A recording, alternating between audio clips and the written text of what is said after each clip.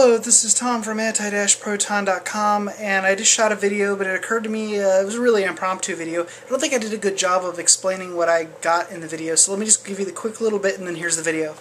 In this video I am receiving my Cs137 sample that has been fully gamma calibrated against a NIST traceable mixed gamma source. What does that mean? That means I have 95% accuracy on the exact numbers of the little photons that are coming out of the gamma. Why is this important? Because this means I can now accurately, with a give or take about a 95% confidence, tell you what the activity of a source is, at least in gamma. And if I know the efficiency, if I know for a fact that I have a source and I can determine the alpha and I can determine the beta by using simple methods, the old sheet of paper, aluminum methods if you like, and then I know exactly how much gamma I'm getting out of something, and I know my efficiencies for each one of these things, I can have a 95% accurate count of the gamma from a source, and then I can use that to help derive, with relatively good efficiencies, the other two. Not as good as the gamma, though, because I have straight up 95% on the gamma. So, very, very useful, incredibly useful, especially for my research. So, here's me acting like a kid at Christmas. Alright folks, this is Tom from anti-proton.com, and I just got a new package in the mail from Spectrum Techniques I wanted to show you. My cat is even here to see. Say hello, Drist. Drist, say hello to YouTube. Hello, YouTube. Good, Drist. Now, he is an incredibly intelligent cat, right, Drist? Right? No, he's not being very intelligent right now. Well, anyhow, Drist is going to watch as I open up my source. Good job, Drist. Now, you stay up there in this chair. You can't be anywhere near the source. You're not allowed to be near the source. Attack kitty. Attack kitty. Attack kitty. Okay, stay away from the source. Excuse me. Now, I just got this and I removed all of the markings off the box that are indicative of where I live. And now I'm going to open it up and let's see what's inside.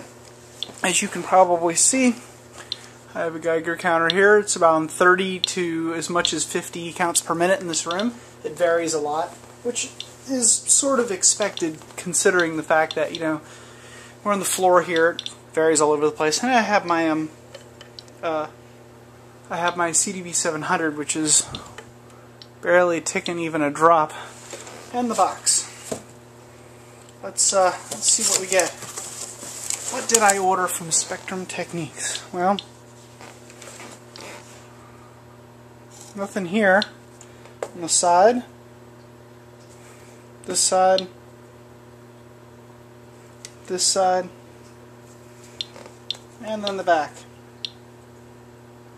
Nothing much. Alright, well, let's get the peanuts out. Peanuts. What is this? What could this be? What is this piece of paper?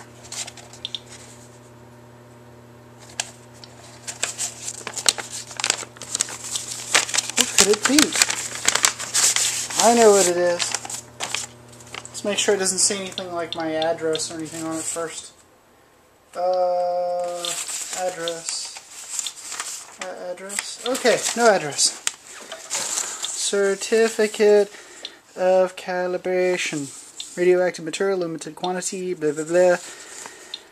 This source has been calibrated against an high purity germanium detector whose efficiency was established with a NIST traceable mixed nuclide standard SRS blah blah blah source. Alright, so it's just established by a government source with traceable calibration test. The stated activity is the weighted average of the measured gamma lines with an estimated uncertainty of 5%. Radionuclide, Cs137. Half-life 30.07 years. Decay constant right here. That's that should be what is it? Natural logarithm of 2 over that guy right there, but probably in the form of seconds or days. That's a serial number for it. There's the calibration date. So that's, let's see, 5 days ago. Activity is supposed to be 1/10 of a microcurie, but it is actually 0.1 3701, and its actual reading is 3737 becquerels, so 3737. Wow, that's easy enough. Primary photon that they looked at was 661.66, which isn't actually cesium-137, but it's actually barium-137M, because cesium decays into barium-137M, which then decays into barium-137, popping that gamma right there. Intensity is 85.1%. Emission rate, seconds negative first, is 3180 to the negative first second, so that's 3180 per second. Wow! That means the rest of this is all the other stuff, like probably the 32 kiloelectron volts that pop out. Alright, let's see here. All the information and the branching ratios and blah blah blah. This is just some random information about CS137, but I already know all of this anyway. Random decay information. Yay! Alright, so basically the whole point is, when they look, they provided what I asked them. Label side is epoxy. No label side is the active side. That's where they measured it. Although, given the probabilistic distribution of gammas, excuse me, in a spherical nature around the actual source, given time, it doesn't really matter which side the epoxy's on. You're going to get about the same reading in gamma, although you'll get different readings in the beta. And there's nothing in here but peanuts, so let's get the peanuts out of the way. Peanuts. Peanuts. Alright, so here we are. Here it is. And it's heavy. And it's inside of lead. Let's see what we get.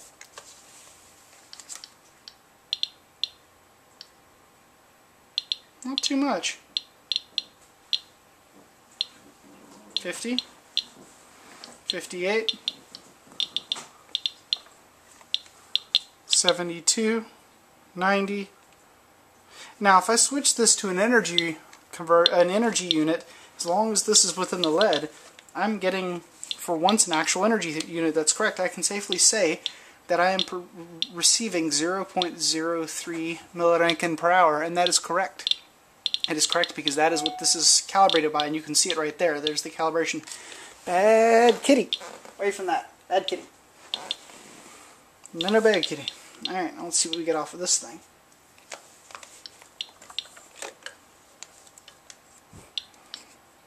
Not too much. Alright. So let's open this sucker up. This package is limited quantity, blah blah blah. Alright, you are a bad kitty. You cannot keep running across here back and forth. You will be very bad if you do that. Alright,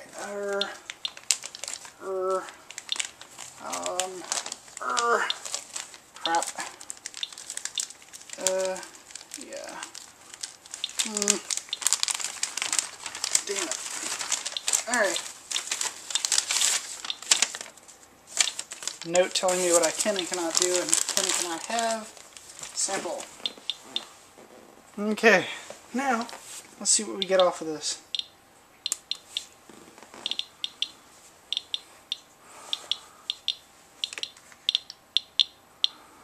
At contact,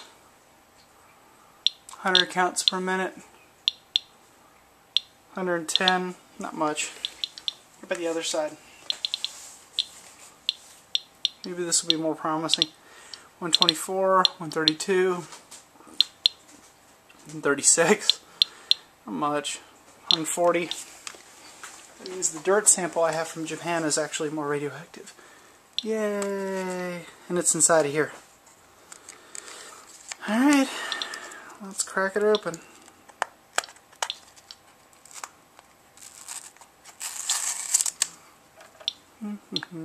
This is a sealed sample, so I'm not infinitely worried about it.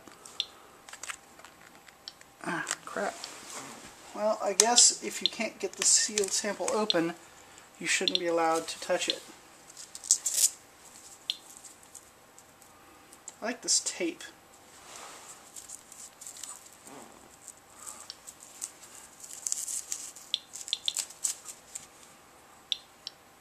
Okay, let us see what we have. There it is.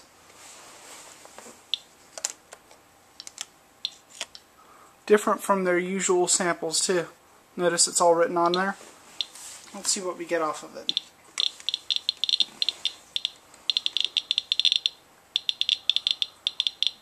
.84, 144, let's cut the sound down. 224, 312, 384, 460, 524, 596, 688, 757, 763, 769, looks like we're peeking out now. Okay, now let's see what this thing gets. Let's see if you can even see this thing. See if you can even see the dial. Here, I have this little canister right here, which I'll put underneath. Now you could see it maybe a little bit better.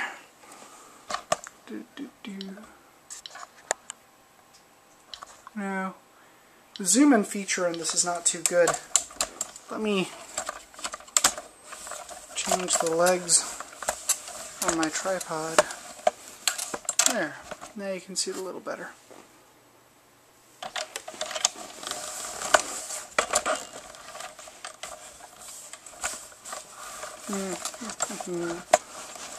There, talk about improv video. Alright, now, let's beta shield open.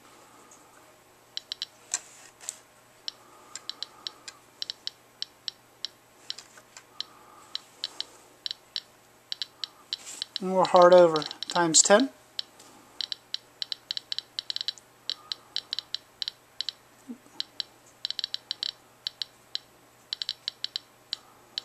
And I'm getting about 700-800. So pretty good, pretty good. Now,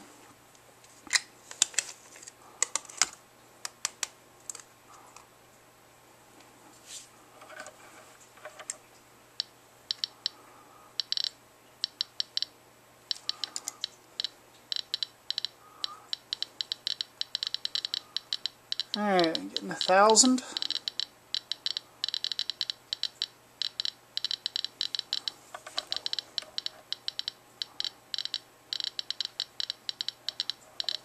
So about 1,000 with this guy right here. And let's switch it to gamma only. On the active side, let's switch it back to the ×1 scale. I'm getting nearly 100. Okay, now let's move U out of the way. Put U back in the way. As you can see, let's put the pickle probe underneath this so I can prop it up a little bit. Doing 32, 33, and so on. God, this is so impromptu. Let's take this guy and let's put it over and see what we get. In fact, let's pull the cover off. Maximum.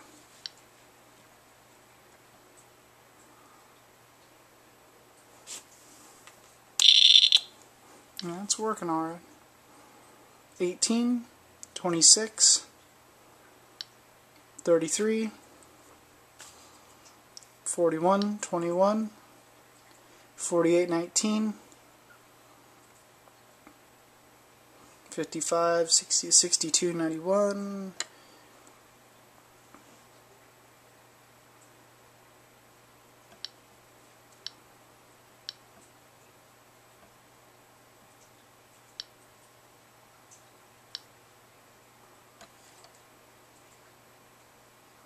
it was weird.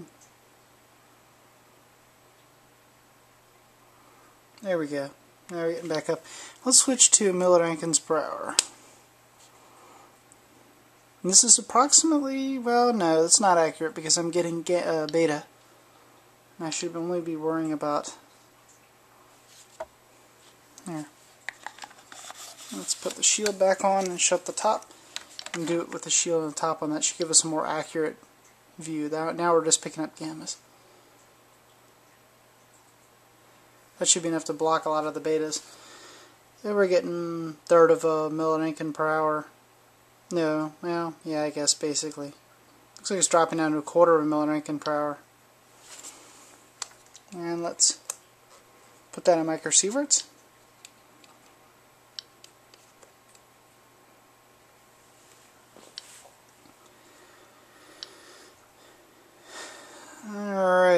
microsieverts are adjusting, it'll take it a few seconds. These are microsieverts per hour, which is probably the more correct way to measure stuff anyway. And we're almost done. 0.6 microsievert per hour. 0.616 counts per second. We're at 3 counts per second.